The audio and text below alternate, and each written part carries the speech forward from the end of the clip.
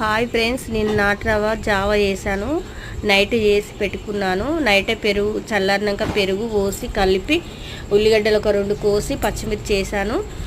ఇప్పుడు మంచిగా తెల్లారినాక టిఫిన్ బదులు ఇలా తింటే ఇలా మంచిగా హాయిల్ వేయం కాబట్టి హెల్త్కి అయితే చాలా మంచిదని నేను ఇలా ఆవకాయ పచ్చడి వేసుకొని ఇలా మా ఆయనకి ఇస్తానండి. మీకు నచ్చింది, మీరు కూడా ఇలా చేస్తారా? నేనైతే ఇలా చేస్తాను. నాటు రవ్వ కానీ రావు జావా అయినా కానీ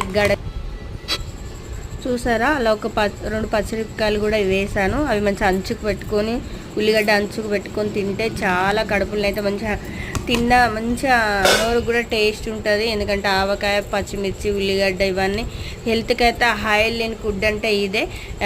గడక కానీ మన రావుల జావ కానీ ఇలా తినడం వల్ల హెల్త్కి అయితే చాలా మంచిది. మీకు నచ్చేది ఉంటే మీరు కూడా ఒకసారి ట్రై చేసి చూడండి. ఓకేనా? మరొక వీడియోలో కలుసుకుందాం. ఆ వీడియోకి అయితే లైక్ చేయండి, షేర్ చేయండి.